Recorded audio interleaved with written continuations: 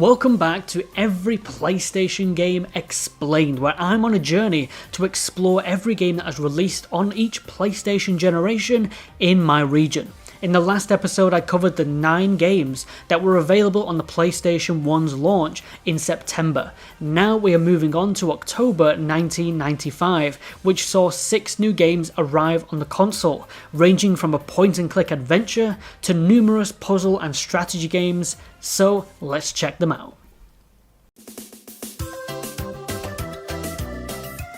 The first new game of October was 3D Lemmings, a continuation of Psygnosis' popular Lemmings franchise that was originally created by DMA Design in 1991, the studio that would later become to be better known as Rockstar North. However, this 3D installment was took over by Clockwork Games. Like the original, your objective here remains the same: guide your helpless lemmings safely to the exit by giving them different jobs and skills. Except the difference with this entry is that the worlds are now rendered in 3D, and you control a camera that can move in 3 dimensions. The 3-dimensional gameplay now introduces a couple new features, like giving lemmings the job as a turner, leading them left or right in the 3D space. There's also the option to view the game from the perspective of a selected lemming, which will be needed in some of the level's new indoor areas where your normal camera can't fit. It is also very complex, with challenging level design and a tricky control system that will take a while to get used to. Sinking enough time into its deep tutorial mode will help you learn its mechanics and get the most out of what is a fun and technically impressive puzzle game.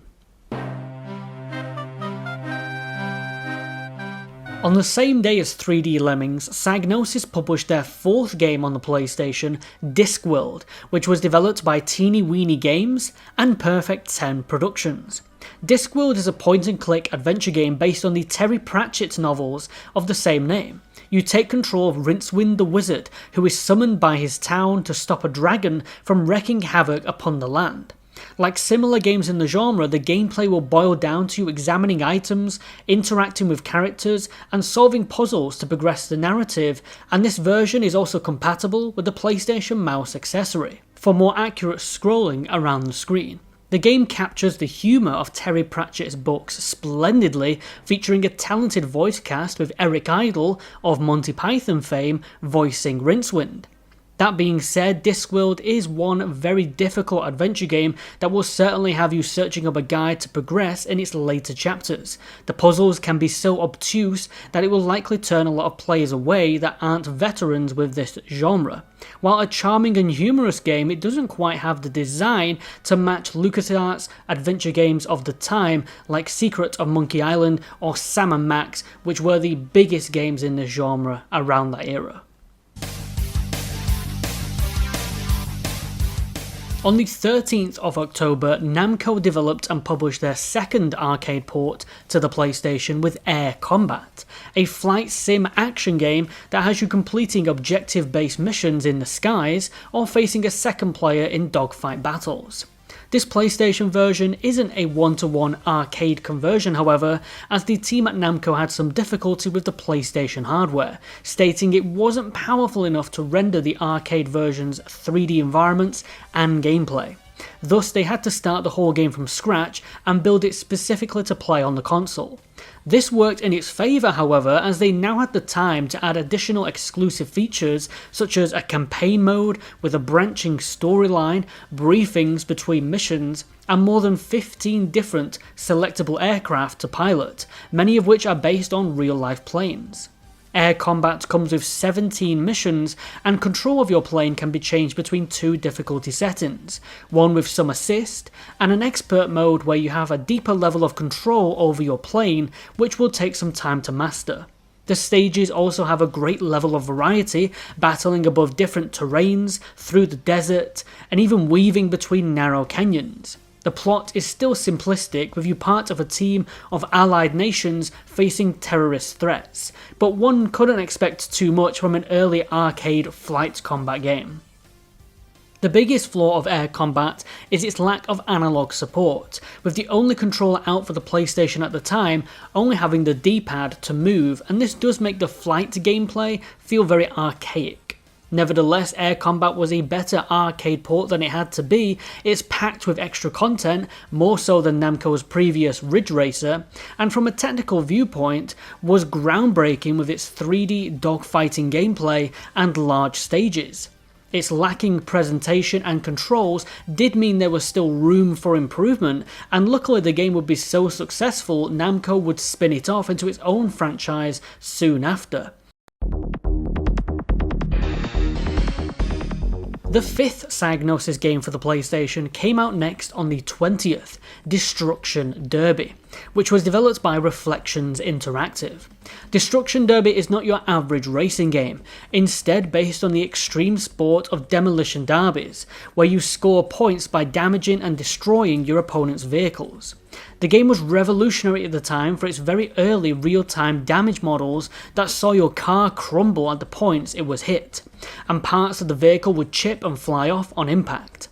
Damage dealt upon your car would see it decrease in speed and handling, and if your radiator took enough damage then your car would stop working altogether.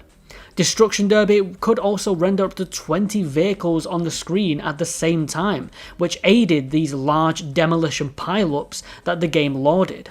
However, this meant keeping tracks small and reducing detail in the backgrounds. The game comes with 4 different modes: your namesake Destruction Derby, where you score points by destroying racers in a circular bowl arena; stock car racing, which is your traditional race mode past the finish line in first place; wrecking racing, which is a mix of the score-based demolition with the lap races; and time trial mode, where you race solo to try and get the best lap times. In terms of the lap races, the tracks were purposefully made narrow with barriers up so that the action and the car combat was still unavoidable. The figure of 8 track is one of the best to play for the chaos that ensues in the middle of the circuit. Outside of the 4 modes, there isn't a whole lot of content here, with only 5 tracks that aren't all that memorable and only 3 vehicles to race in, which are ordered by difficulty. The game is 2-player, but only via the link cable. But despite these criticisms, Destruction Derby was still a huge success for Psygnosis and sold over 1 million copies in its first year. The next game released on the 25th and was the first real-time tactics game on the PlayStation. XCOM Enemy Unknown, or also known as XCOM UFO Defense in North America. This game was developed by Mythos Games and Microprose. Here you play as a commander of XCOM, a clandestine paramilitary force formed by the most powerful nations across the globe to defend Earth against extraterrestrial threats. XCOM was one of the most influential and praised strategy games of its day, having some of the deepest and detailed mechanics I've personally ever seen in the genre. It mixes turn-based tactical combat with real-time management from an overview of the globe. This part is called the Geoscape, and here you manage your XCOM bases and finances, whilst also developing new technology using resources from battles.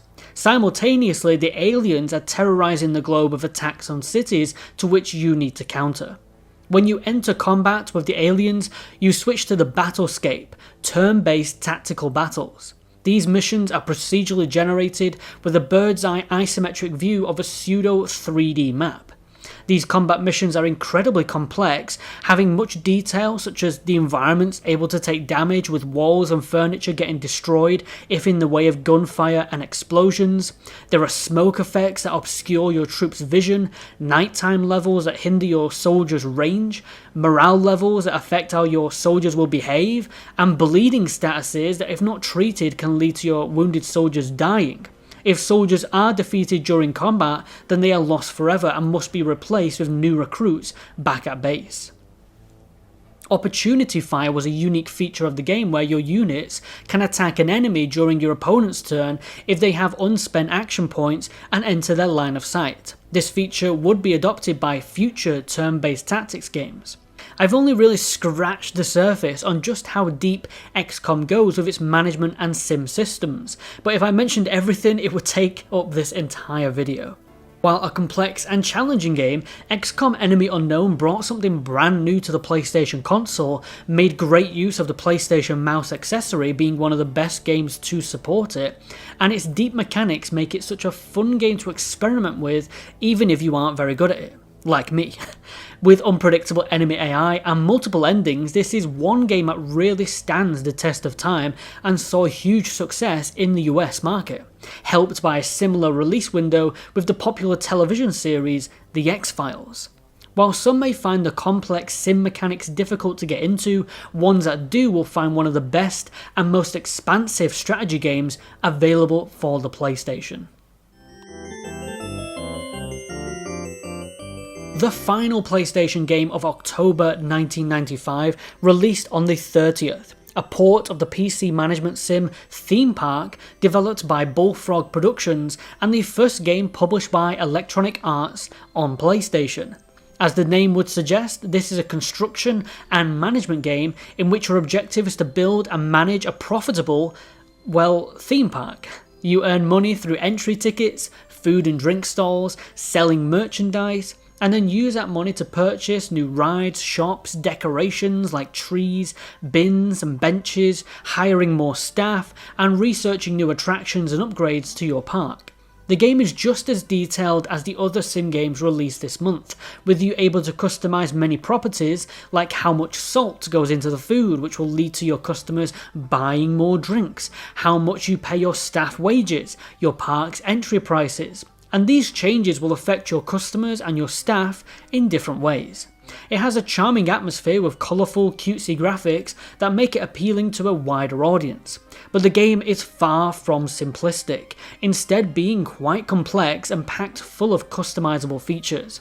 However, if you do want a more laid-back experience, there is a sandbox mode which takes away the business and money management side to the game. There are plenty of attractions that range from bouncy castles to various roller coasters and even a Ferris wheel. However, the game's biggest flaw is that if you build too much, the game's lack of an asset limit will eventually cause the game to slow down and even crash in extreme cases. The game also isn't even compatible with the PlayStation mouse, which is a huge loss as it is perfectly suited for it. Theme Park, nevertheless, would be another successful management game and would prompt Bullfrog Productions to continue their theme series with a hospital edition a few years later. And those were all the 6 new PlayStation games that released in October of 1995. Overall, some very good games and a lot of new simulators and games compatible with the PlayStation mouse accessory. My game of the month has to be XCOM Enemy Unknown, as despite its high difficulty, there is just something so addictive about its attention to detail and how deep the mechanics go that make it really special. Thanks so much for watching this second episode of explaining every PlayStation game. There are 2 months left to complete to the first year of 1995, and then it is on to the first full year of PlayStation with 1996. Be sure to subscribe so you don't miss a single episode, and have a great day. Take care.